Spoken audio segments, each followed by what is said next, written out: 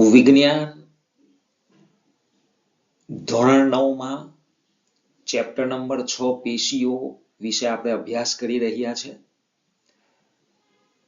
વિદ્યાર્થી મિત્રો, ભાગ 3 માં આપણે વનસ્પતિ પેશીમાં એનો પહેલો પ્રકાર જેને વર્ધનશીલ પેશી તરીકે ઓળખવામાં આવે છે, તો એનો આપણે અભ્યાસ કરી ચૂક્યા છે. હવે પ્રસ્તુત ભાગ 4 માં બીજા પ્રકારની વનસ્પતિ પેશી કે જેને સ્થાયી પેશી તરીકે ઓળખવામાં આવે છે, ઇંગ્લિશમાં પરમેનન્ટ ટિશ્યુ, તો એના વિશે આપણે અભ્યાસ કરવા જઈ રહેલા છે.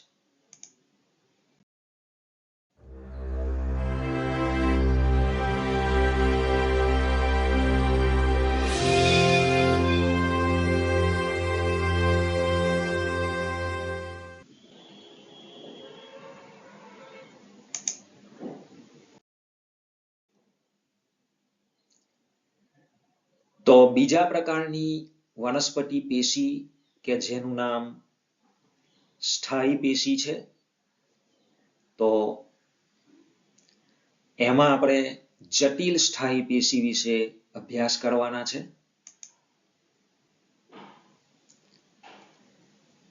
અત્યાર સુધી એક જ પ્રકારના કોષોની બનેલી જુદા જુદા પ્રકારની પેશીઓ પર ચર્ચા કરી, જેને સરળ સ્થાયી પેશી કહે છે. જટિલ સ્થાયી પેશી એક કરતા વધારે પ્રકારના કોષોથી બનતી હોય છે. તો વિદ્યાર્થી મિત્રો, સરળ સ્થાયી પેશી કોને કહેવામાં આવે?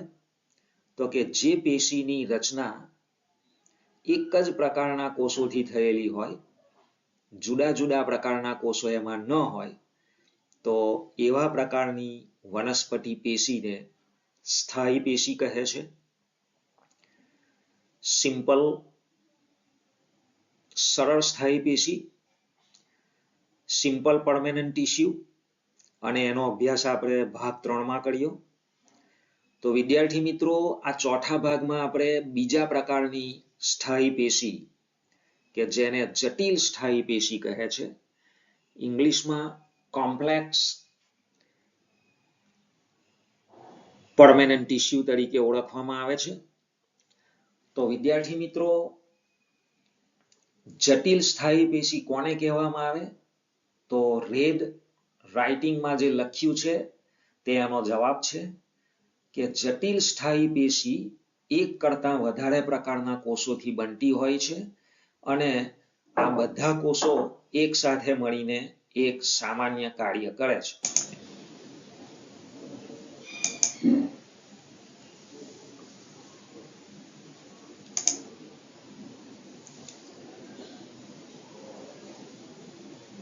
વિદ્યાર્થી મિત્રો, પહેલા પ્રકારની જટિલ સ્થાયી પેશીનું નામ છે જલવાહક પેશી.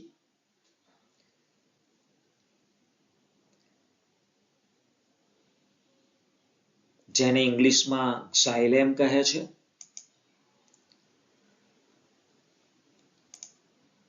બીજા પ્રકારની જે જટિલ સ્થાયી પેશી છે, જેનું નામ છે અન્નવાહક પેશી, ઇંગ્લિશમાં જેને ફ્લોએમ તરીકે ઓળખવામાં આવે છે.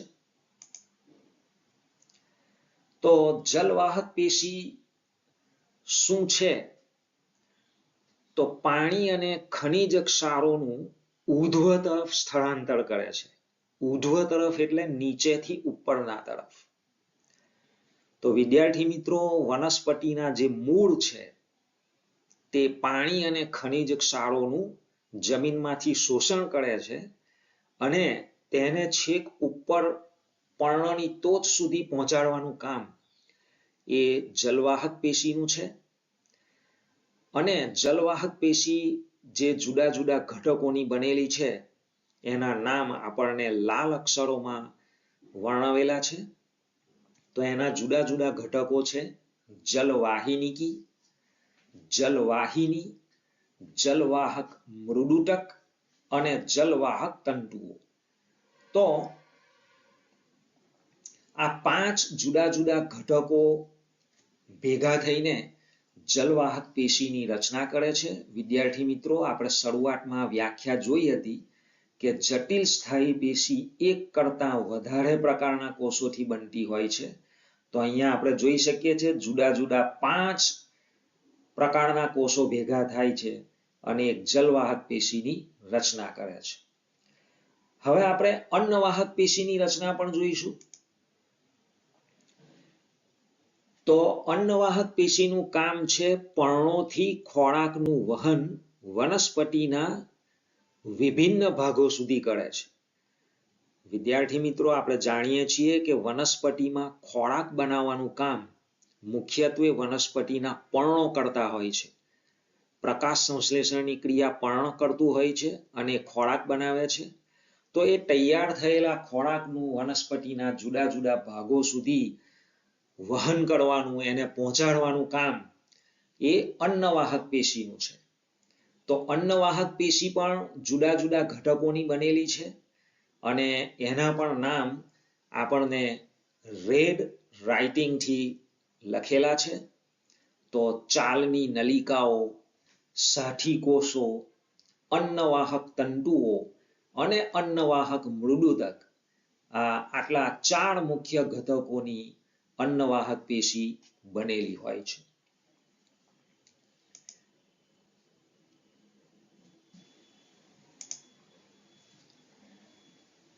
તો વિદ્યાર્થી મિત્રો, આ જટિલ સ્થાયી પેશી છે એ વાહક પેશી તરીકે પણ ઓળખાય છે, કારણ કે એમાં ખોરાકનું, પાણીનું અને ખનિજ ક્ષારોનું વહન થતું હોય છે. એટલા માટે જટિલ સ્થાયી પેશીને વાહક પેશી તરીકે પણ ઓળખવામાં આવે છે. જલવાહક અને અન્નવાહક આ બંને પ્રકારની પેશીઓને વાહક પેશી કહે છે. તો વિદ્યાર્થી મિત્રો, આપણને ઓબ્જેક્ટિવમાં પ્રશ્ન પૂછી શકાય કે વાહક પેશી કોને કહે છે? તો જલવાહક પેશી અને અન્નવાહક પેશીને વાહક પેશીઓ તરીકે ઓળખવામાં આવે છે અને તેઓ ભેગા મળીને વાહીપુલનું નિર્માણ કરે છે.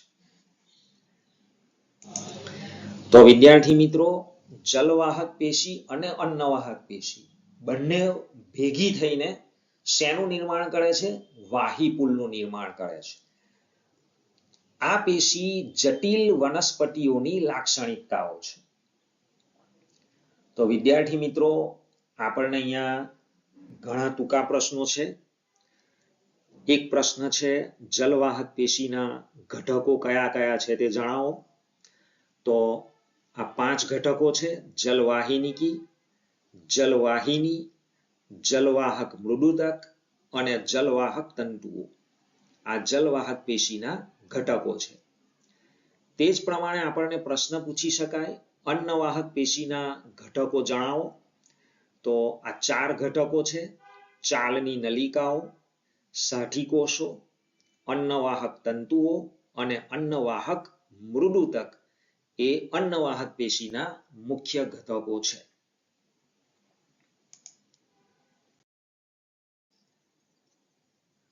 તો વિદ્યાર્થી મિત્રો, હવે આપણે ડિટેલમાં અભ્યાસ કરીશું જલવાહક પેશીની રચના અને કાર્ય.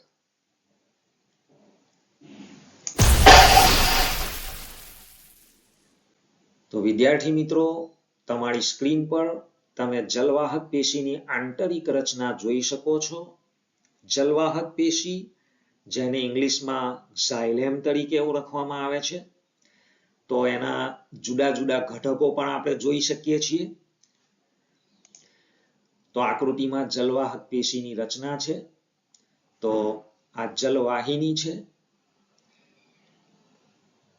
એમાં જલવાહિનીકીની સ્પેસિફિક આંતરિક રચના આપણને અલગથી અહીંયા બતાવવામાં આવી છે. ત્યાર પછી દરેક કોષનું આ કોષ કેન્દ્ર, આ જલવાહક મૃદુતકના કોષો છે, મૃદુતક પેશી હોય છે, અને આ જલવાહક તંતુ અલગથી આપણને અહીંયા ડ્રો કરીને બતાવવામાં આવ્યો છે.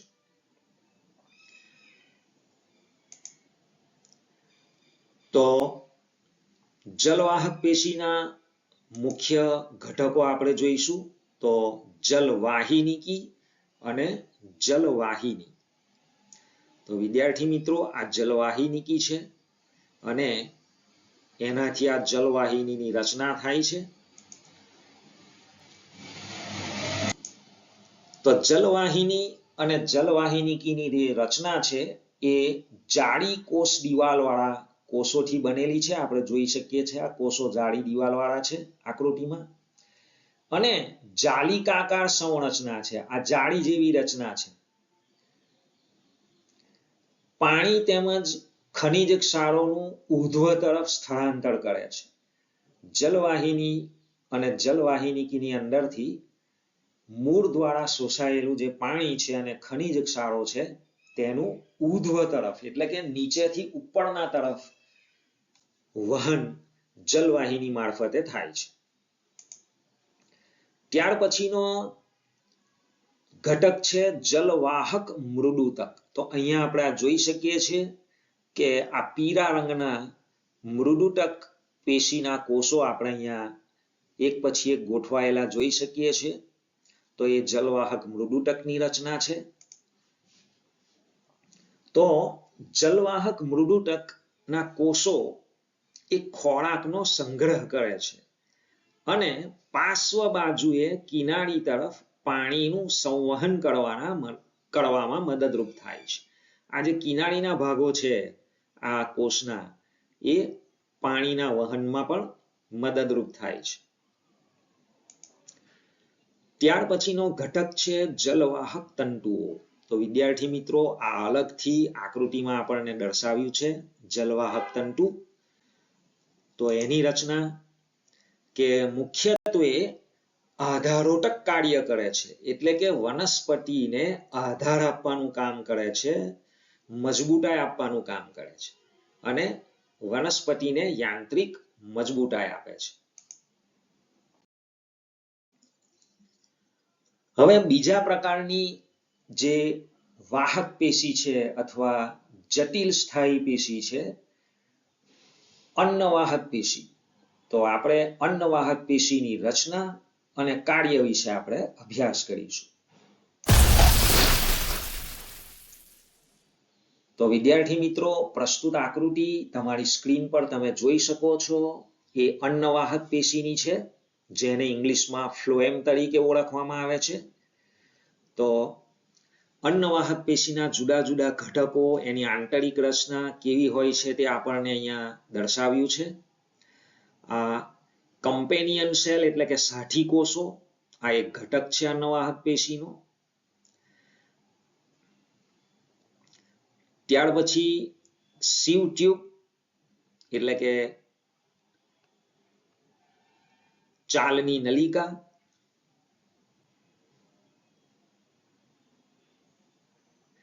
આ અન્નવાહક મૃદુતક અને અન્નવાહક તંતુ. તો ચાર મુખ્ય ઘટકોની રચના અને એમના કામ આપણે જોઈશું. તો પહેલો ઘટક છે ચાલની નલિકાઓ જે અહીંયા બતાવી છે સીવ ટ્યુબ એલિમેન્ટ્સ. આ ચાલની નલિકા તરીકે ઓળખાય છે.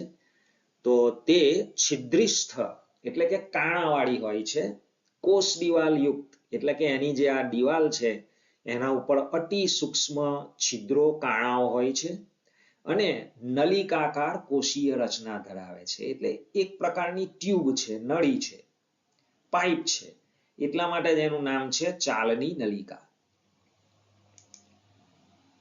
ત્યાર પછીનો બીજો ઘટક છે સાથી કોષો. તો વિદ્યાર્થી મિત્રો અહીંયા આપણને આ બતાવેલા છે આ સાથી કોષો છે. અહીંયા લખ્યું છે ઇંગ્લિશમાં કમ્પેનિયન સેલ એટલે કે સાથી કોષ. તો ચાલની નલિકાઓને આધાર આપવાનું કામ કરે છે, ટેકો આપે છે એને. ત્રીજો ઘટક છે અન્નવાહક તંતુઓ. અહીંયા આપણને દર્શાવ્યું છે ફ્લોએમ ફાઈબર અન્નવાહક તંતુઓ કે જે યાંત્રિક મજબૂતાઈ આપવાનું કામ કરે છે. ચોથો ઘટક છે અન્નવાહક મૃદુતક. અહીંયા આપણને ઇંગ્લિશમાં બતાવ્યું છે ફ્લોએમ પેરેન્ચાઇમા. તો તે સંગ્રહ અને સંવહનમાં મદદ કરે છે. એટલે કે વનસ્પતિમાં ખોરાક, વધારાના ખોરાકનો સંગ્રહ કરે છે, અન્નવાહક મૃદુદક, અને એના વહનમાં પણ મદદ કરે છે.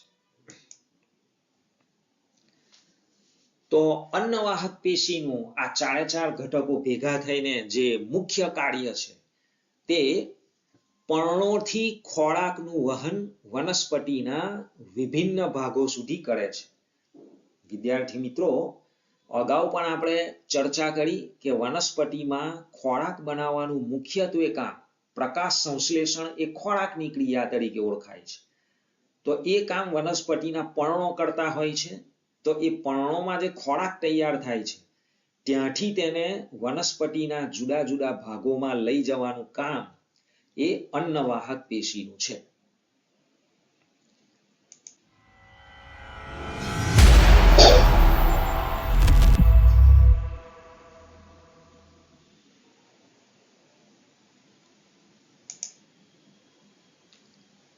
તો અન્નવાહક પેશી અને જલવાહક પેશી આ બંને વાહક પેશીઓ છે.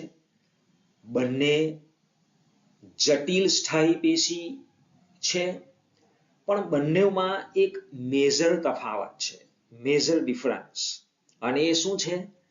તો કે અન્નવાહક પેશી જલવાહક પેશીથી ભિન્ન, એટલે કે બેના વચ્ચેનો જે તફાવત છે એ પદાર્થોને કોષોમાં બંને દિશાઓમાં ગતિ કરાવી શકે છે. એટલે કે અન્નવાહક પેશીમાં પદાર્થોનું વહન બંને દિશામાં થાય છે. પર્ણોથી મૂળ તરફ પણ, એટલે કે ઉપરથી નીચે તરફ પણ થાય છે, અને મૂળથી પર્ણો તરફ પણ થાય છે, એટલે કે નીચેથી ઉપરની દિશામાં પણ થાય છે. જ્યારે જલવાહક પેશીમાં ફક્ત એક જ દિશામાં ઘટકોનું વહન થાય છે, અને તે મૂળથી ઉપર તરફ, એટલે કે નીચેથી ઉપર તરફ ફક્ત ઊર્ધ્વ દિશામાં જ જલવાહક પેશી અંદરના પોષક ઘટકોનું વહન કરી શકે છે, જ્યારે અન્નવાહક પેશી બંને દિશામાં વહન કરી શકે છે. તો અન્નવાહક પેશી જલવાહક પેશીથી ભિન્ન પદાર્થોને કોષોમાં બંને દિશાઓમાં ગતિ કરાવી શકે છે. અન્નવાહક તંતુઓ સિવાયના અન્નવાહક પેશીના કોષો જીવંત કોષો છે. ફક્ત આ અન્નવાહક તંતુઓ ફ્લોએમ ફાઇબર્સ જ એ નિર્જીવ મૃત કોષો છે. બાકીના બધા જ કોષો, એટલે કે અન્નવાહક તંતુઓ, સાઠી કોષો, ચાલની નલિકાઓ, આ બધા જીવંત કોષો છે. તો વિદ્યાર્થી મિત્રો, આપણને પરીક્ષામાં પૂછી શકે કે અન્નવાહક પેશી અને જલવાહક પેશીમાં મુખ્ય તફાવત શું છે? તો આપણે શીખી ગયા કે જલવાહક પેશીમાં ફક્ત એક જ દિશામાં અંદરના દ્રવ્યોનું વહન થાય છે, અને તે છે નીચેથી ઉપરના તરફ, મૂળથી પર્ણો તરફ. જ્યારે અન્નવાહક પેશીમાં બંને દિશાઓમાં અંદરના ઘટકોનું વહન થાય છે, ઉપરથી નીચે તરફ પણ થાય છે, એટલે કે પર્ણોથી મૂળ તરફ, અને નીચેથી ઉપર તરફ પણ થાય છે, એટલે કે મૂળથી પર્ણ તરફ પણ થાય છે.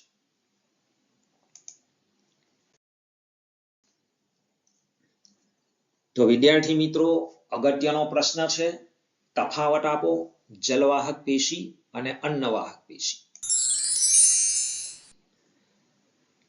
તો તમારી સ્ક્રીન પર તફાવતના 4 મુદ્દા બંને તરફ રજૂ થઈ ગયેલા છે.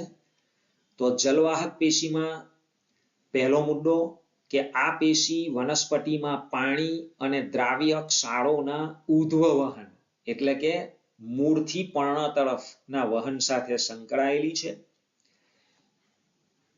જ્યારે અન્નવાહક પેશી એ વનસ્પતિમાં ઉત્પન્ન થયેલા તેમજ સંગ્રહાયેલા ખોરાકના ઊર્ધ્વ વહન, એટલે કે નીચેથી ઉપર તરફ, તેમજ અધઃ વહન, એટલે કે ઉપરથી નીચે તરફ, પર્ણથી મૂળ તરફના વહન સાથે સંકળાયેલી છે. બીજો મુદ્દો, જલવાહક પેશીના ઘટકોમાં જલવાહિનીકીઓ, જલવાહિનીઓ, જલવાહક મૃદુતક અને જલવાહક તંતુઓનો સમાવેશ થાય છે. આ 4 મુખ્ય ઘટકો છે જલવાહક પેશીના. જ્યારે અન્નવાહક પેશીના ઘટકોમાં ચાલની નલિકાઓ, સાઠી કોષો, અન્નવાહક મૃદુતક અને અન્નવાહક તંતુઓનો સમાવેશ થાય છે. આ 4 જે ઘટકો છે તે અન્નવાહક પેશીના મુખ્ય ઘટકો છે. ત્રીજો મુદ્દો, જલવાહક મૃદુતક સિવાયના અન્ય તમામ ઘટકો મૃત કોષોના બનેલા હોય છે. જ્યારે અન્નવાહક પેશીમાં અન્નવાહક તંતુઓ સિવાયના અન્ય સર્વે ઘટકો જીવિત કોષોના બનેલા હોય છે. અને ચોથો મુદ્દો, જલવાહક મૃદુતક સિવાયના અન્ય સર્વ ઘટકોની કોષ દિવાલ પર જલવાહક પેશીમાં લિગ્નિનનું સ્થૂલન થયેલું હોય છે. એટલે કે એની કોષ દિવાલ જાડી હોય છે. ખાલી જલવાહક મૃદુતક પર જ લિગ્નિનનું સ્થૂલન થયેલું હોતું નથી. જ્યારે અન્નવાહક પેશીના અંદર અન્નવાહક તંતુઓ સિવાયના કોઈ પણ ઘટકોની કોષ દિવાલ પર લિગ્નિનનું સ્થૂલન હોતું નથી. ફક્ત અન્નવાહક તંતુઓની ઉપર જ લિગ્નિનનું સ્થૂલન થયેલું હોય છે. એટલા માટે અન્નવાહક તંતુ એ મૃત કોષો છે અને એ સિવાયના બધા જ એ જીવિત કોષોના બનેલા છે, એવું આપણે અગાઉના મુદ્દામાં જોયું. ટૂંકમાં વિદ્યાર્થી મિત્રો, જે કોષોના કોષ દિવાલની ઉપર આવું લિગ્નિનનું સ્થૂલન હોય એ કોષો હંમેશા મૃત હોય છે, જીવિત હોતા નથી.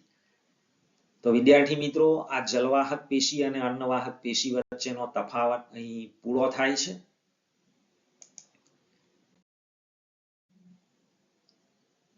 તો વિદ્યાર્થી મિત્રો, આપણે વર્ધનશીલ પેશી અને સ્થાયી પેશી વિશેનો અભ્યાસ પૂરો કરી નાખ્યો છે. તો હવે આપણને એક અગત્યનો પ્રશ્ન પૂછી શકાય કે વર્ધનશીલ પેશી અને સ્થાયી પેશી વચ્ચેનો તફાવત આપો. તો તમારી સ્ક્રીન પર તફાવતના 4 મુદ્દા તમે જોઈ શકો છો. વર્ધનશીલ પેશીમાં પહેલો મુદ્દો કે તેના કોષો હંમેશા જીવંત હોય છે તેમજ સતત કોષ વિભાજન પામવાનો ગુણધર્મ ધરાવે છે. જ્યારે સ્થાયી પેશીના કોષો જીવંત કે મૃત હોય છે. અત્યારે આપણે જોયું કે અમુક કોષો એમાં જીવંત હોય છે જલવાહક પેશી અને અન્નવાહક પેશીમાં. એ જ પ્રમાણે સરળ સ્થાયી પેશીમાં પણ આપણે ભાગ 3માં અભ્યાસ કરી ગયા છે કે અમુક પ્રકારની સરળ સ્થાયી પેશીના કોષો જીવંત છે, જ્યારે દ્રઢોટકના કોષો મૃત હોય છે. તેમજ કોષોમાં વિભાજન પામવાનો ગુણધર્મ હોતો નથી, એટલે કે કોષો વહેંચાઈ શકતા નથી. બીજો મુદ્દો કે વર્ધનશીલ પેશીના કોષોમાં રસધાનીઓનો અભાવ હોય છે, એટલે કે એમાં રસધાનીઓ આવેલી હોતી નથી. તેમજ કોષોની વચ્ચે આંતરકોષીય અવકાશ હોતો નથી. કોષો વચ્ચે જગ્યા પણ હોતી નથી. જ્યારે સ્થાયી પેશીના જીવિત કોષોમાં રસધાનીઓ હોય છે તેમજ પેશીના પ્રકાર પ્રમાણે આંતરકોષીય અવકાશ હોય છે. ત્રીજો મુદ્દો, વર્ધનશીલ પેશી વનસ્પતિના કયા ભાગોમાં હોય છે ભાઈ? તો કે મૂલાગ્ર એટલે કે મૂળના સૌથી આગળના ભાગમાં, એની ટોચ પર. પ્રરોહાગ્ર એટલે કે કુમળું પ્રકાંડ જે હોય વનસ્પતિનું એના સૌથી આગળના એટલે કે ટોચના ભાગ પર. અને પ્રકાંડની ગાંઠોમાં કે ઘણા ખરા વાહીપુલોમાં જોવા મળે છે. જ્યારે સ્થાયી પેશી વનસ્પતિના મૂળ, પ્રકાંડ, પર્ણ, પુષ્પ, બીજ વગેરે બધા જ અંગોમાં જોવા મળે છે. ચોથો મુદ્દો, વર્ધનશીલ પેશી વનસ્પતિની વૃદ્ધિમાં મદદ કરે છે. આ મુખ્ય કામ છે વર્ધનશીલ પેશી. તેમજ તેના કોષો કદી વિભેદન દર્શાવતા નથી. જ્યારે સ્થાયી પેશી વનસ્પતિમાં વિભેદન પામ્યા પછી જુદા જુદા કાર્યો દર્શાવે છે. તો વિદ્યાર્થી મિત્રો, આ સાથે જ વર્ધનશીલ પેશી અને સ્થાયી પેશી વચ્ચેના તફાવત અહીં પૂરો થાય છે.